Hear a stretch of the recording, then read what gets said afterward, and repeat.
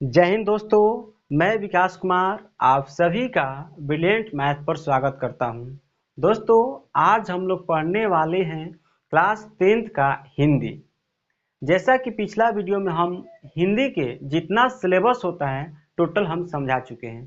फिर एक बार थोड़ा सा इसके सिलेबस के बारे में समझा दे रहे हैं। देखिए, 10th क्लास में हिंदी का 2 बुक है। पहला बुक का नाम है गोधुली और दूसरा बुक का नाम है वर्णिका। गोधुली जो बुक है 2 भाग में बटा है। पहला भाग को बोलते हैं गद्य खंड और दूसरे भाग को बोलते हैं काव्य खंड। गद्य खंड में 12 चैप्टर है और काव्य खंड में भी 12 चैप्टर है। और जो सेकेंड बुक वर्णिका होती है उसमें 5 चैप्टर दिया है।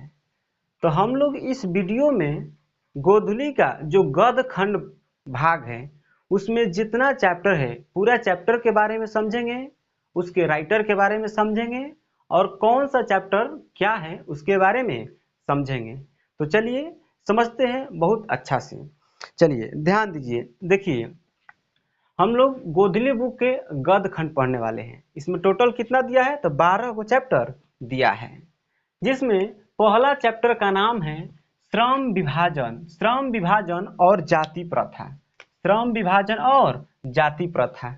परीक्षा में डायरेक्ट पूछता है कि श्रम विभाजन और जाति प्रथा के लेखक कौन है। तो आंसर हमेशा मारिएगा भीमराव अंबेडकर।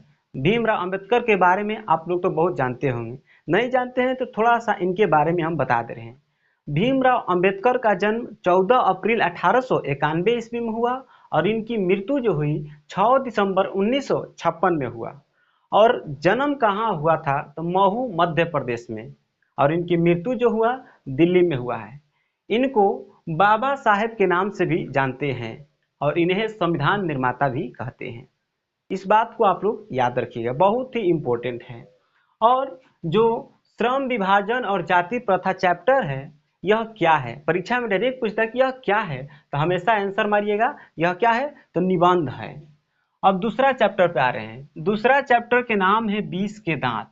20 के दांत। 20 के दांत के चैप्टर का लेखक है नलिन बिलोचन शर्मा। क्या नाम है उनका? नलिन बिलोचन शर्मा। और नलिन बिलोचन शर्मा जो है किस चैप्टर के लेखक है तो 20 के दांत का है। परीक्षा में डायरेक्ट पूछेगा कि 20 के दांत के लेखक कौन है, तो आप लोग आंसर मारिएगा नलिन बिलोचन शर्मा। फिर यहाँ से प्रश्न पूछता है कि जो 20 का दांत है यह क्या है, यह क्या है। तो आंसर हमेशा कीजिएगा यह क्या है, कहानी है। क्या है तो कहानी है। देखिए, जितना भी कहानी है पढ़ने में बहुत ही मजेदार होता है, इसको पढ़ेंगे बहुत अच्छा से समझ में आएगा। ध्यान दीजिए। तीसरा चैप्टर के नाम है भारत से हम क्या सीखें। भारत से हम क्या सीखें। इस चैप्टर का लेखक कौन है तो मैक्स मूलर है। मैक्स मूलर है। तो यहाँ से प्रश्न पूछता है कि भारत से हम क्या सीखें, यह क्या है, तो आंसर मारिएगा भाषण। लेकिन पूछेगा भारत से हम क्या सीखें, इस चैप्टर का लेखक कौन है, तो आंसर हमेशा मारिएगा मैक्स मूलर। देखिए, मैक्स मूलर एक लेखक है लेकिन भारत का ही लेखक नहीं है। कहाँ के हैं तो जर्मनी के हैं। जर्मनी के होते हुए भी इस चैप्टर में भारत देश के बारे में बताया गया है। रियल में हमारा देश भारत बहुत महान है। बताइए, ये जर्मनी के होकर भारत का बड़ाई किए हैं, तो आप समझ सकते हैं हमारा देश भारत कितना महान है। आइए देखिए, चौथा चैप्टर के नाम है नाखून क्यों बढ़ते हैं। और जाहिर से बात है कि नाखून क्यों बढ़ते हैं, अभी तक इसका कोई रियल में सोल्यूशन नहीं निकला है। आप लोग भी देखिए, नाखून काटते हैं तुरंत नाखून क्या होता है, बढ़ जाता है 2-3 दिन में। इस चैप्टर का लेखक कौन है, नाखून क्यों बढ़ते हैं, इस चैप्टर का लेखक है हजारी प्रसाद द्विवेदी। हजारी प्रसाद द्विवेदी है। फिर यहाँ से प्रश्न पूछेगा कि नाखून क्यों बढ़ते, इसका लेखक कौन है तो हजारी प्रसाद द्विवेदी है। और दूसरा प्रश्न पूछेगा कि नाखून क्यों बढ़ते यह क्या है, तो आंसर मारिएगा ललित निबंध है। क्या है तो ललित निबंध है। ध्यान दीजिए, 5 नंबर जो चैप्टर है इसका नाम है नागरी लिपि। क्या नाम है, नागरी लिपि। और नागरी लिपि का लेखक कौन है तो गुणाकर मूले है। गुणाकर मूले है। और जो नागरी लिपि क्या है, प्रश्न पूछ देगा कि नागरी लिपि क्या है, तो आंसर मार दीजिएगा निबंध है। निबंध है। इस चैप्टर में नागरी लिपि लिखा है। इस चैप्टर में सिर्फ और सिर्फ हम लोग लिपि के बारे में पढ़ेंगे। जैसा कि आप सभी लोग जानते होंगे कि हम लोग का जो लिपि है तो उस लिपि को बोलते हैं देवनागरी लिपि। इस बात को याद रखिएगा। हम लोग का लिपि क्या है? तो देवनागरी लिपि है। तो सिर्फ और सिर्फ इस चैप्टर में लिपि के बारे में पढ़ना है। अब ध्यान दीजिए 6 नंबर चैप्टर जो है इसका नाम है बहादुर। क्या नाम है? बहादुर। बहादुर इस चैप्टर का नाम क्यों पड़ा है? इस चैप्टर में एक लड़का रहता है, उसका नाम रहता है दिल बहादुर। उसका पूरा नाम क्या है? दिल बहादुर है। वो रियल में बहादुर होता है, उसी के बारे में हम लोग पढ़ेंगे। देखिए इसमें चैप्टर में एक लड़का है, उसका नाम है पूरा दिल बहादुर। बाद में उसके नाम से दिल शब्द हटा दिया जाता है। कौन हटाता है, क्यों हटाता है, उस चैप्टर पढ़ेंगे जब तो पूरा डिटेल में समझेंगे। अभी यहाँ आप लोग सिर्फ याद रखिए कि बहादुर जो चैप्टर है इसका लेखक कौन है? तो अमरकांत जी है। कौन है? अमरकांत जी है। और बहादुर जो चैप्टर है यह क्या है? तो आंसर मारिएगा कहानी है। क्या है? कहानी है, कहानी। अब आ जाइए 7 नंबर चैप्टर पर। 7 चैप्टर का नाम है परंपरा का मूल्यांकन। परंपरा का मूल्यांकन है। इस चैप्टर का लेखक कौन है? तो रामविलास शर्मा है। याद रखिएगा परंपरा का मूल्यांकन जो चैप्टर है इसका लेखक कौन है? तो आंसर मारिएगा रामविलास शर्मा है। और परंपरा का मूल्यांकन जो है क्या है? तो निबंध है। क्या है? तो निबंध है। 8 नंबर चैप्टर देखिए। 8 नंबर चैप्टर जो है ना, जीत जीत मैं निखरत हूँ। इस चैप्टर का नाम क्या है? जीत जीत मैं निखरत हूँ। इस चैप्टर का लेखक है पंडित बिरजू महाराज। पंडित बिरजू महाराज। परीक्षा में पूछेगा कि जीत जीत मैं निखरत हूँ कि लेखक कौन है? तो पंडित बिरजू महाराज है। देखिए इस चैप्टर में पंडित बिरजू महाराज के बारे में पढ़ेंगे, कैसा उनका जीवन काल रहा है। पंडित बिरजू महाराज जो है नृत्य करते थे। नृत्य कौन करते थे? तो डीजे वाला डांस ना करते थे।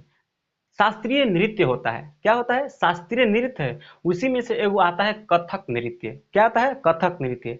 चलिए थोड़ा सा शास्त्रीय नृत्य के बारे में आप लोग को बता दे रहे हैं। देखिए शास्त्रीय नृत्य जो होता है ना 8 गो होता है। कितना होता है?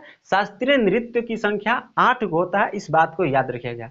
और 8 में से एक शास्त्रीय नृत्य है जिसका नाम है कथक। देखिए चैप्टर जब पढ़ाएंगे ना तो आप पूरा डिटेल में आपको 8 शास्त्रीय नृत्य के बारे में हम बता देंगे। लेकिन यहाँ पर सिर्फ और सिर्फ याद रखिए कि जो पंडित बिरजू महाराज है कौन सा डांस करते थे? तो कथक डांस करते थे। कौन डांस? तो कथक। कथक। और कथक जो शास्त्रीय नृत्य जो होता है ना, शास्त्रीय नृत्य जो कथक है कहाँ के है, किस स्टेट का है? तो यूपी का है। यूपी को बोलते हैं उत्तर प्रदेश का। बस इतना ही याद रखिएगा। तो परीक्षा में आप लोग से पूछेगा जीत जीत मैं निखरत हूँ कि लेखक कौन है? तो पंडित बिरजू महाराज। पंडित बिरजू महाराज कौन सा डांस करते थे? कौन सा क्लासिकल डांस करते थे? तो कथक करते थे। कथक कहाँ का नृत्य है? तो यूपी का है। यूपी को बोलते हैं उत्तर प्रदेश। अच्छा यहाँ पर फिर याद रखिएगा जीत जीत मैं निखरत हूँ यह क्या है? प्रश्न पूछ देगा कि यह क्या है, तो आंसर मारिएगा साक्षात्कार। देखिए साक्षात्कार के मतलब बहुत सारे स्टूडेंट को समझ में नहीं आता है। साक्षात्कार के मतलब होता है इंटरव्यू। इंटरव्यू के मतलब क्या होता है? एक आदमी माइक लिया रहेगा, दूसरे आदमी से क्या करेगा? क्वेश्चन पूछेगा और दूसरा आदमी उसको क्या करेगा? जवाब देगा। यही इंटरव्यू कहलाता है। तो इस चैप्टर में भी एक रश्मि नाम की लड़की है जो पंडित बिरजू महाराज से क्या करेगी? पंडित बिरजू महाराज का इंटरव्यू लेगी, अर्थात साक्षात्कार करेगी। इस बात को याद रखिएगा। चलिए आते हैं 9 नंबर चैप्टर है। 9 नंबर चैप्टर का नाम है आविन्यो। क्या नाम है? तो आविन्यो। देखिए आविन्यो रियल में एक जगह का नाम है जो कि फ्रांस में पड़ता है। कहाँ पड़ता है? फ्रांस में पड़ता है। तो वहां पर पूरा इसके बारे में समझेंगे। फिलहाल आप लोग याद रखिएगा आविन्यो जो है ना, आविन्यो के लेखक है अशोक वाजपेयी। कौन है? तो अशोक वाजपेयी है। और आविन्यो क्या है? तो ललित रचना है। क्या है? ललित रचना। ललित रचना है। अब देखिए 10 नंबर चैप्टर। 10 नंबर चैप्टर जो है मछली, बहुत ही मजेदार कहानी है। जब इसको पढ़ेंगे देखिए बहुत मजा आएगा। तो मछली चैप्टर का लेखक कौन है? तो विनोद कुमार शुक्ल है। कौन है? तो विनोद कुमार शुक्ल है। याद रखिएगा मछली चैप्टर के लेखक कौन है? तो विनोद कुमार शुक्ल है। इस चैप्टर में क्या होगा कि खुद जो विनोद कुमार शुक्ल है यही है इस चैप्टर में अपने बारे में लिखे हैं। और इन्हीं का एगो भाई है संतु, इनसे छोटा है। इसमें इनके पिताजी अपने पिताजी के साथ बाजार जाते हैं मछली खरीदने के लिए। और इनके पिताजी 3 गो मछली खरीदते हैं, जिसमें सबसे नीचे वाली जो मछली होती है 3 नंबर वाली दब कर मर गई रहती है। इसी में जो इनका छोटा भाई रहता है मछली, और ये छोटा भाई और ये विनोद कुमार शुक्ल। याद रखिएगा विनोद कुमार शुक्ल ये छोटा भाई जो था उसका नाम था संतु। ये दोनों अपना प्लान बनाते हैं कि घर ले जाकर एक मछली को क्या करेंगे? रख लेंगे और उसको इनार में डालकर, कुआं में डालकर पोसेंगे और उसे क्या करेंगे? खेलेंगे। तो चलिए बस इतना ही याद रखिएगा। इसमें जब चैप्टर पढ़ेंगे तो पूरा डिटेल में समझाएंगे, कैसे क्या होता है आगे कहानी में पूरा पढ़ेंगे। यह मछली क्या है, तो कहानी है। क्या है, कहानी है, कहानी। अब आ जाइए 11 नंबर चैप्टर। 11 नंबर चैप्टर का नाम है नौबत खाने में इबादत। नौबत खाने में इबादत। नौबत खाने में इबादत के लेखक कौन है, तो यतीन्द्र मिश्र है। नौबत खाने में इबादत क्या है, तो व्यक्ति चित्र है। इसमें व्यक्ति के चित्र के बारे में, मतलब उनके चरित्र चित्र के बारे में बताया गया है।